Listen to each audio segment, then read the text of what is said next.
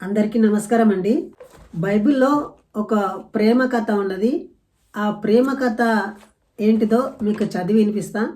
So ఇలాంటి ప్రేమ కథల వల్లనే ఈ బైబిల్ అనేది అమెరికా రాష్ట్రంలో బ్యాన్ చేయబడ్డది. సో అక్కడ ఈ స్కూల్లో ఈ బుక్ని ఈ బైబిల్ని చదవరాదు, దీన్ని బ్యాన్ చేసేసారు. ఎందుకంటే ఇలాంటి మాటలు అక్కడ రాయబడ్డాయి, బైబిల్నే రాయబడ్డాయి, కానీ అలాంటి పాస్టర్లు ఎవరు కూడా చెప్పరు. దయచేసి ఈ వీడియోని ఫస్ట్ నుండి లాస్ట్ వరకు చూడండి. ఇలాంటి ఇన్ఫర్మేషన్ మీరు తెలుసుకుంటారు. బైబిల్ ఒక పవిత్ర గ్రంథము, పరిశుద్ధ గ్రంథం అని మీరు విశ్వసిస్తుంటారు, ఇంకా భావించి చదువుతుంటారు.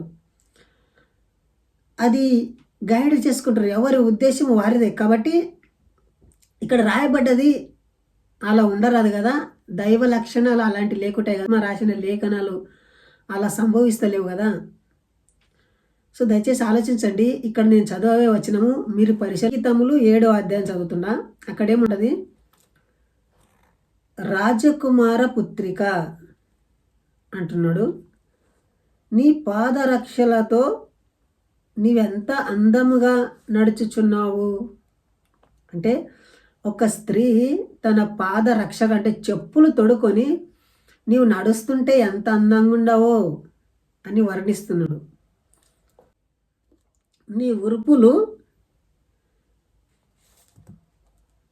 ఉరుపులు శిల్పకారి చేసిన ఆభరణ సూత్రం వలె ఆడుచున్నాయి. అంటే ఆమె ఒక వెనక భాగము అవి ఆడుతున్నాయంట, ఆమె ఒక పిర్రలు అంటారు కదా, అవి ఆడుతున్నాయంట. అలాంటి నీచమైన వాక్యాలని పవిత్ర గ్రంథం ఎట్లా అంటారండి? ఇవి చదవడానికే విడ్డూరంగా అనిపిస్తున్నాయి, ఆలోచించడానికనే విడ్డూరంగా అనిపిస్తున్నాయి. ఈ మాటలు పలకనికనే ఈ పలకబుద్ధి కాదు, అలాంటి అసఖ్యకరమైనవి ఉన్నాయంట. నీ వెనక భాగము నువ్వు నడుస్తూ ఉంటే అవి ఊగులాడుతున్నాయి, నీ చెప్పులు వేసుకుంటే నువ్వు చాలా అందంగా ఉన్నావని వర్ణిస్తున్నాడు అండి. మళ్ళొక వచనము, పరమగీతం 7వ అధ్యాయం 7వ వచనంలో, నీవు తాళకు వృక్షమంతా తిన్నని దానవు, నీ కుచములు గెలెల వలె ఉన్నాయి.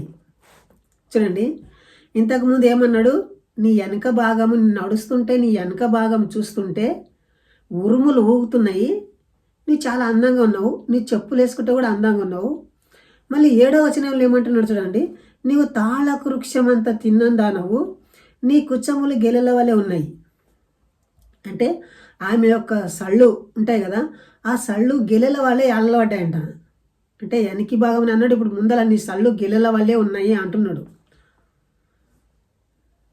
దాని శాఖలను పట్టుకొందిన అంటుకుంటుని, దాని కుచములు ద్రాక్ష గెలెల వలె ఉన్నాయి. దాని శాఖలను నేను పట్టుకుందాం అనుకుంటుండా, ఆ చనులని నేను పట్టుకుందాం అనుకుంటున్నా అంటున్నాడు. నీ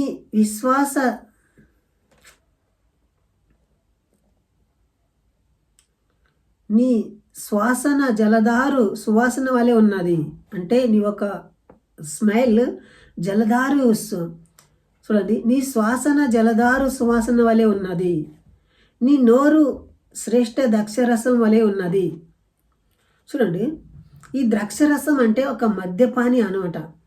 ద్రాక్షరసం తాగుతారు కదా, అది మద్యపానితో సమానం. అది తాగిన మైకంలో అలాగనే బియడ్ చేస్తుంటారు, ఏమొస్తే అది రాస్తూ ఉంటారు. చూడండి, ఇలాంటి వచనాలు పవిత్ర వచనాలు అంటే అనలేరు. నీ శ్రేష్ఠ ద్రాక్షరసమును నా ప్రియునికి మధుర పానీయము, అది నిద్రితుల యధారములు ఆడజేయును. నేను నా ప్రియుని దానను, అతడు నా యందు ఆశపడ్డాడు. చూడండి, ఇక్కడ ఆమె ఏమంటున్నదంటే, నేను నా ప్రియుని దానను, అతడు నా యందు ఆశపడ్డాడు అంటున్నది. అతడు నా యందు ఆశపడ్డాడు, నా ప్రియుడా లెమ్ము రమ్ము. సో ఈయన ఏమంటున్నాడంటే ఆమెని పొగుడుతున్నాడు. నీ వెనక భాగం అందంగా ఉంది, నీ ముందల భాగం అందంగా ఉంది, నువ్వు చెప్పులు వేసుకొని నడుస్తూ ఉంటే చాలా అందంగా ఉండవు అని అంటున్నది. అప్పుడు ఆమె ఏమంటుందంటే, నా ప్రియుడా నన్ను పొగుడుతున్నావు కదా, లెమ్ము రమ్ము అంటున్నది.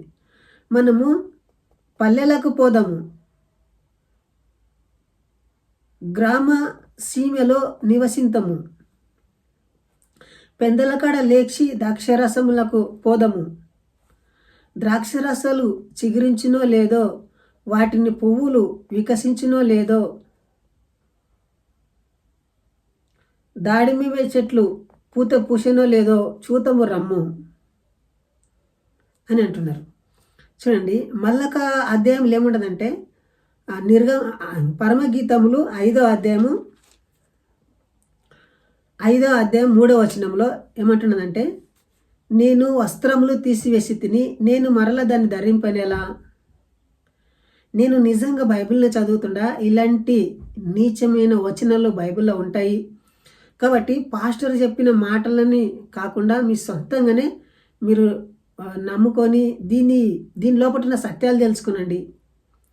సో చాలా మన హిందుత్వానికి దూరం అవుతుంటాము ఈ బైబిల్ ద్వారా, ఇతరులని కించపరుస్తుంటాము. సో ఈ మధ్య పాస్టర్లు కూడా యేసుక్రీస్తు తాగుబోతు అని చెప్పి వాళ్ళు కూడా తాగి స్టేజ్ మీద ఆటలాడుతున్నారు, చాలా ఆటల పాడాడుతున్నారు. సో దయచేసి ఆలోచించండి, ఎలాంటి మెచ్యూరిటీ లెవెల్ కానీ బైబిల్లో లేకుంటాయి, ఆలోచన శక్తి లేకుంటుంది. ఏది పడితే అది రాస్తుంటాడు, ఎలా ఆలోచన చేస్తే అలా నడుస్తూ ఉంటారు. సో వాళ్ళకి ఏది నోటికి వస్తుందో అది చెప్తూ ఉంటారు. చూడండి, ఇలాంటి మెచ్యూరిటీ లెవెల్ లేనిది బైబిల్ని పట్టుకొని ఎవరు ఏమి బాగుపడలేరని ఒక ఉద్దేశంతో ఈ వీడియో చేస్తున్నాను. సాటి మానవుని గౌరవించేటి అటువంటి తత్వము బైబిల్లో లేకుంటుంది. సో దయచేసి ఆలోచించండి, సత్యాన్వేషం తెలుసుకొని ఒక సత్యం వైపు తిరిగి సో మన దేశాన్ని గౌరవించి మన దేశం కోసం పోరాడిన ఎంతోమంది వీరులు ఉండరు, వాళ్ళ గురించి తెలుసుకొని సమాజానికి మేలు చేసే విషయమై ఉండాలి. బైబిల్ ఎప్పుడు సమాజానికి మేలు చేసే విషయాలు దాని లోపల లేకుంటాయి. ఎప్పుడు ఇతరులను దూషించలే, ఇతరులను కించపరచలే, నేను ఒక్కటే నిజము అన్ని అబద్ధం అని చెప్తుంటాయి. సో నిజాన్ని తెలుసుకుంటారని. సో దయచేసి ఆలోచించండి, రాను రాను అందరికీ ఒక మంచి మాటలు చెప్పుదామని నేను ఆలోచిస్తున్నా, నిజాన్ని చెప్పాలని ఆలోచిస్తున్నా, కానీ అందరూ నాకు శత్రువులానే తయారైపోతున్నారు. ఎవరికి శత్రువుగా కాదు, ఎవరికి వ్యతిరేకించినట్లు కాదు, నాకు తెలిసిన జ్ఞానం ఏంటో మీకు చెప్తున్నా, దాన్ని బట్టి మీరు పరిశీలించి ఆలోచించాలని ఉద్దేశంతో ఈ వీడియో చేస్తున్నా.